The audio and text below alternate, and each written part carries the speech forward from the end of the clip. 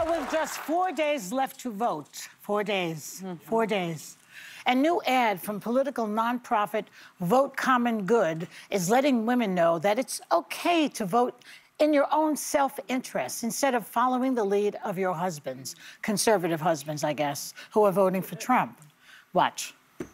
Your turn, honey. In the one place in America where women still have a right to choose, you can vote any way you want. And no one will ever know. Did you make the right choice? Sure did, honey. Remember, what happens in the booth stays in the booth.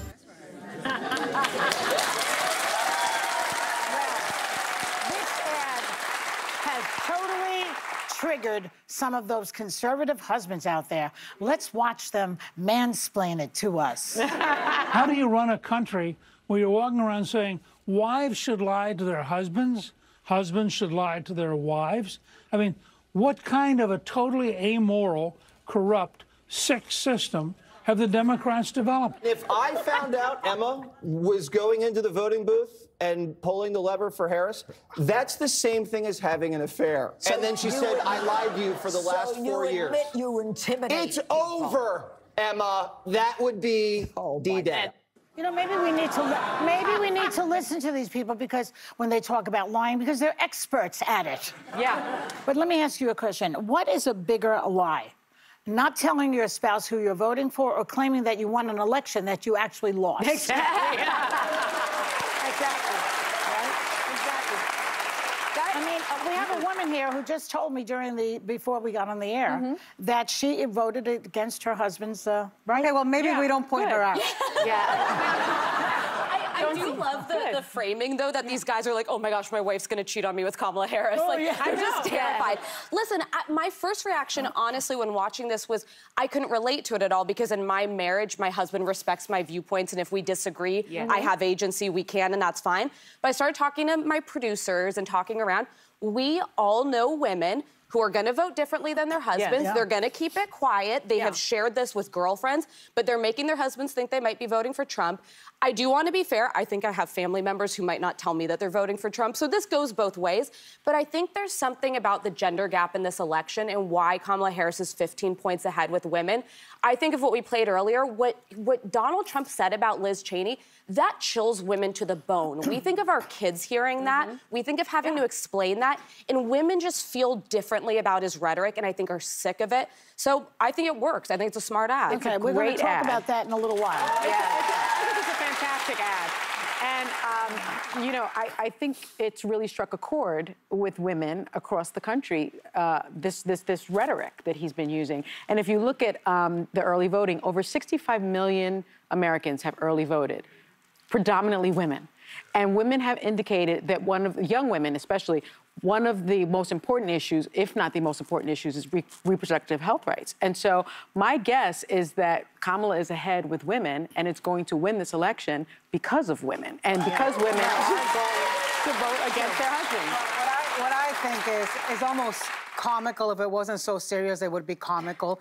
Is people like, you know, Newt Gingrich saying that we shouldn't walk around saying wives should lie to their husbands or husbands should lie to their wives. He cheated on his first and second wife. Yes, he did. And then the other guy, Jesse Waters, says what? That lying is equivalent to having an affair. Well, I guess that's why he's okay with supporting a man who had multiple affairs on all three of his wives. I mean, it's just, but look, you know, I have people in my family who call themselves closet Kamala voters, and some because they might be voting differently than their spouses. By the way, it goes both ways. Some because they're voting Democrat and they're Republican. Here's what I think. We are in America. It's 2024. We all have the right to vote according to our principles and our conscience and our convictions. We don't have to explain it to anybody. We don't have to say it to anybody. You want to keep it private? Do. You want to make it public? Do. But this is what Susan B. Anthony, this is what the suffragettes, this is what all those women over 100 years ago fought to give us the right to do, to vote however the hell we want to.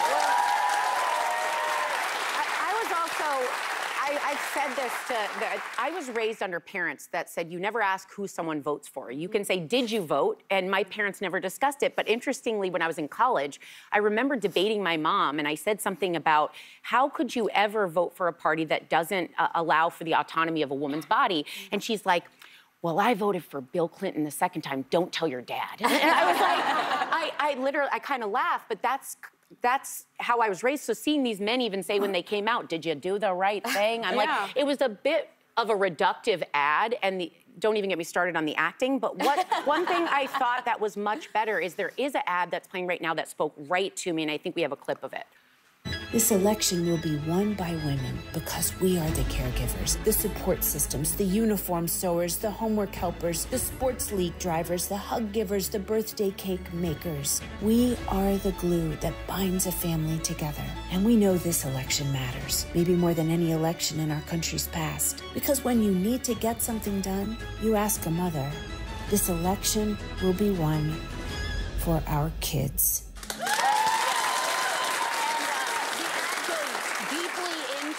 The different forms of mothers, how every woman is a mother on some level, a stepmama, all the different ways. And it was interesting because Alec turned to me the other day and he asked, you know, you're gonna vote for the girl, right, Mama? And I was like, well, who would you vote for? And he said her, because that other guy always trashes people. Right. And I thought, good for him. Can't argue with that. Like, he can't. didn't know much else, but that spoke to me. But are these women playing this game because they're scared of their husbands? No. Or because they want to keep the peace? I think they want to keep the peace in their household, but they are doing, I firmly believe they're doing the secret voting. It's not even just women, though. We live in a very tribal, polarized era of politics. A lot of it is people not wanting to admit to people in their party that they're voting a different way.